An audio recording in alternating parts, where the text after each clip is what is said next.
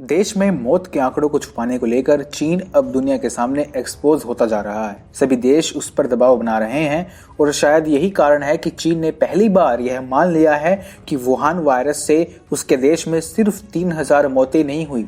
दरअसल कल एक बेहद हैरानी भरे फैसले में चीन ने अपने यहाँ कोरोना से मरने वाले लोगों के आंकड़े को 50% तक बढ़ा दिया।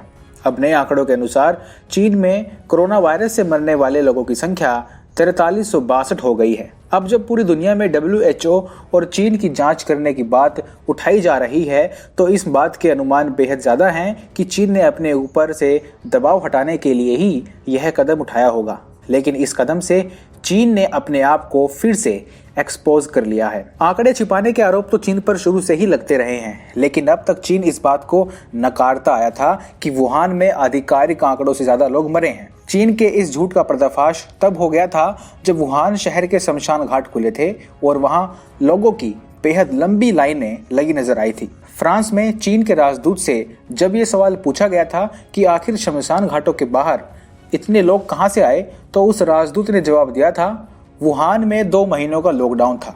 वहां इसी बीच अन्य कारणों से 10,000 लोगों की मौत हो गई। अब ये 10,000 लोग किन कारणों से मरे होंगे, इसका जवाब आपको चीन ही दे सकता है। इसके अलावा चीन से ऐसी भी खबरें आती रहती हैं कि चीन कोरोना से मरने वाले लोगों को क्योर्ड यानी ठीक हुए रोगियों की श्रेणी में गिनता है।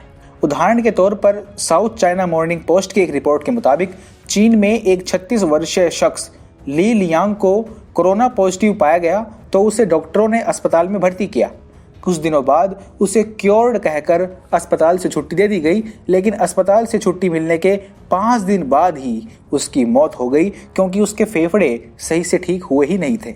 आंकड़ों में आज भी वह शख्स क्योर्ड की श्रेणी में ही पंजीकृत है, लेकिन असल में वह कब का मारा जा चुका है। ये खबरें इस बात को और भी ज्यादा प्रमाणित करती है कि चीन के इन आंकड़ों पर विश्वास किया नहीं जा सकता।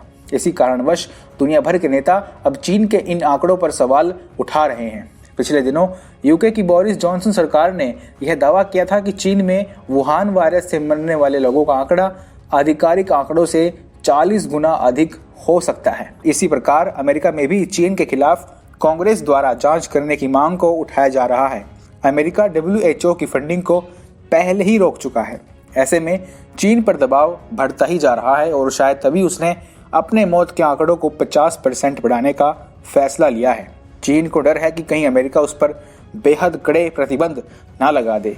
चीन को डर है कि कहीं जापान की ही तर्ज पर कोरिया और अमेरिका भी अपनी कंपनियों को चीन से बाहर न निकाले। शायद चीन इसीलिए अपने आंकड़ों को पारदर्शी दिखाने की कोशिश में इन्हें बढ़ाने में लगा है, लेकिन अब शायद बहुत देर हो चुकी है और चीन को बेहद बुरे अंजाम भुगतने के लिए तैयार हो जाना चाहिए।